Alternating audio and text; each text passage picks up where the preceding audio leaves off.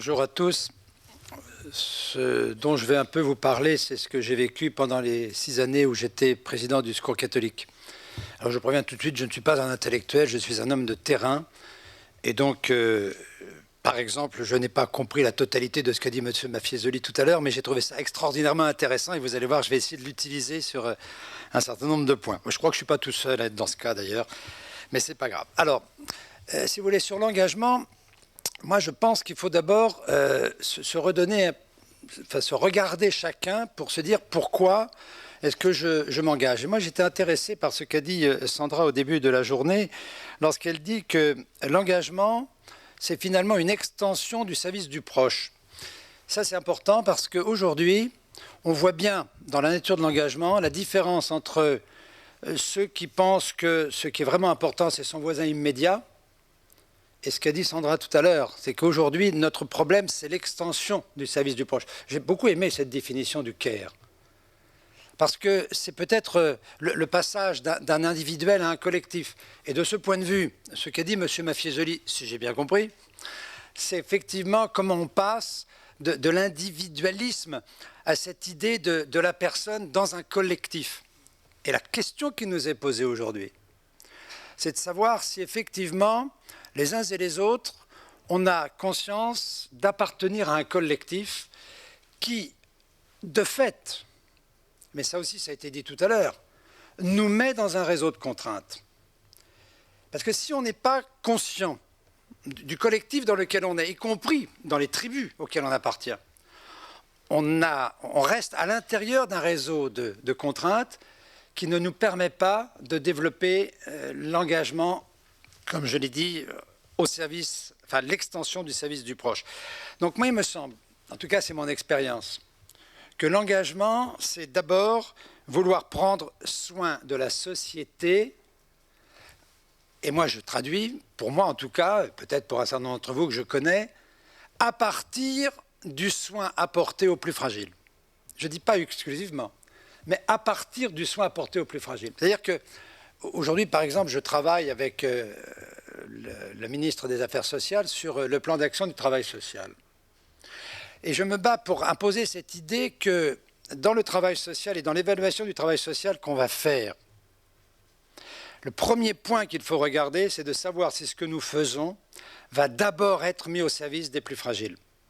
C'est-à-dire ceux qui, effectivement, dans le care dont on a parlé ce matin, ont le plus besoin de ne pas rester seuls. Je pense qu'il y a là, dans le fondement même de l'engagement, cette idée de participer à ce que notre société n'oublie pas les plus fragiles. C'est pour ça que moi j'aime bien revenir, et c'est ce qu'on m'avait un peu demandé, sur les 3 mots de la devise républicaine. Liberté, égalité, fraternité. Je commence par la liberté. Ça a été dit là encore tout à l'heure. Ça a été dit alors par M. Mafiesoli, très bien. Nous ne sommes pas dans une société dans laquelle les uns et les autres sont libres. On est dans un réseau de dépendance. Et moi, je donne de l'engagement le sens suivant, c'est essayer de redonner un peu de liberté, c'est-à-dire permettre à chacun de se retrouver un petit peu à l'écart de ce réseau de dépendance dans lequel il est enfermé. Vous savez, dans notre société, j'ai vraiment le sentiment que les uns et les autres, notre liberté de choix est terriblement contrainte. Comment nous faisons dans notre action quotidienne, dans nos engagements, je reviens au mot engagement, pour que chacun puisse retrouver un peu de cette liberté de choix. Vous savez, moi quand j'étais jeune, j'avais 16 ans, je me rappelle très très bien, j'étais responsable d'un groupe de jeunes et le prêtre qui nous accompagnait m'a inculqué cette idée. La vraie liberté, c'est de pouvoir faire des choix. Et moi, ça m'est resté quelque part.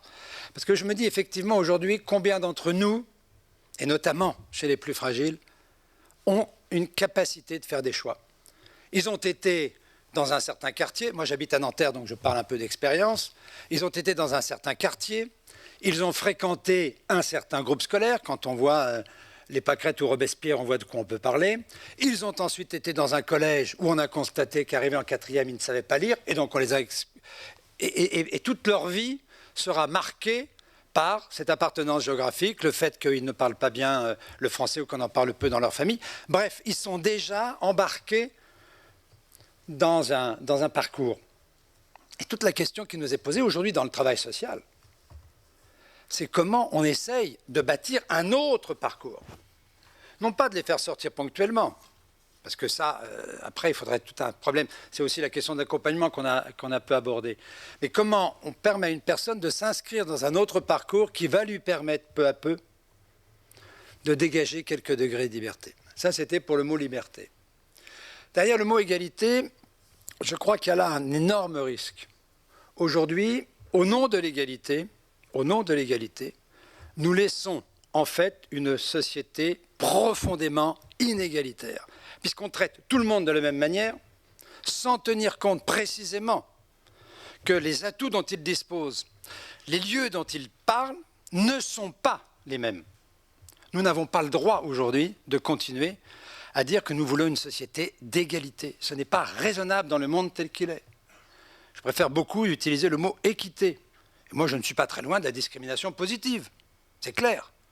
Moi, dans mon lycée à Nanterre, on a créé une section qui permet aux gamins éventuellement de pouvoir entrer à Sciences Po plus facilement. Et tous les ans, il y a 1 ou 2 qui arrivent à entrer à Sciences Po et qui y restent. On est dans des discriminations positives. Ça a été beaucoup discuté lorsque Richard Descoings a mis ça en place, mais je constate aujourd'hui, et j'étais il n'y a pas très longtemps à Astin où il y a également une section de ce type, eh bien ça marche. Pas tous les coups, mais ça marche. C'est-à-dire qu'on ne peut pas accepter aujourd'hui que notre société est fondée sur le principe d'égalité tel qu'on le vivait il y a 200 ans. Ce n'est pas possible, ce n'est pas acceptable. Par contre, le principe d'équité, c'est de redonner à chacun les moyens, en effet, de retrouver une situation d'égalité par rapport à son voisin. Alors ça, je marche. Mais vous voyez bien, il y a toute une dynamique. L'égalité doit être une dynamique et non pas quelque chose de statique. Et puis le troisième point, c'est la fraternité. Ben, la fraternité, j'aime bien ce concept, d'abord parce que vous avez compris que j'étais du monde catholique, et donc que le mot fraternité, moi, ça me dit des choses. Mais pour tous les humanistes, ce mot dit des choses. Qu'est-ce que ça veut dire, la fraternité? Ça veut dire que l'autre, il est mon frère, quel que soit le point de départ de sa réflexion, l'autre, il est mon frère. C'est-à-dire qu'il est quelqu'un qui a le droit de vivre comme moi, j'ai envie de vivre, et qui a besoin d'être traité comme moi, j'ai envie qu'on me traite. Et de ce point de vue, le mot fraternité me paraît bien plus intéressant que le mot solidarité, parce que le mot solidarité, en tout cas tel qu'il est aujourd'hui reçu, est un mot qui a un aspect un peu condescendant. Je suis solidaire, mais je ne me remets pas en cause. Tandis que dans la fraternité, je suis obligé de me remettre en cause. Si l'autre est mon frère, et qu'il ne l'est pas, à mes yeux, c'est bien que quelque part, j'ai quelque chose de plus que lui. Donc qu'est-ce que je fais? Et derrière le mot fraternité, il y a le mot partage. Et il me semble que, pour revenir au point de départ, sur la question du care, eh bien, est-ce que le care ne serait pas aujourd'hui le moyen de mettre en œuvre ces principes républicains? Si aujourd'hui, le care, c'est vouloir prendre soin de l'autre dans une société qui est aujourd'hui inégalitaire, prendre soin de l'autre dans une société dans laquelle, aujourd'hui, la liberté de choix, telle que je vous l'ai indiqué, n'est pas respectée, et elle ne l'est pas. Est-ce que finalement le care n'est pas, comme ça a été dit ce matin, finalement un enjeu démocratique absolument essentiel? Alors attention, après, il faut encore qu'on arrive à se mettre d'accord sur des définitions, ce qui n'est pas absolument simple. Mais derrière ça, c'est la capacité, et je reviens là-dessus, je crois, à la conclusion de M. Mafiesoli tout à l'heure, c'est bien la capacité de passer d'une société dans laquelle on était des individus à un système dans lequel on est à l'intérieur d'un système de relations. La question qui nous est posée, et c'est ça la question de l'engagement, c'est de faire en sorte que chacun ne soit pas enfermé dans ce tissu dans lequel il est, mais qui puisse être dans une situation de positivité, de pouvoir tirer de l'autre pour lui-même et inversement le maximum possible. Merci.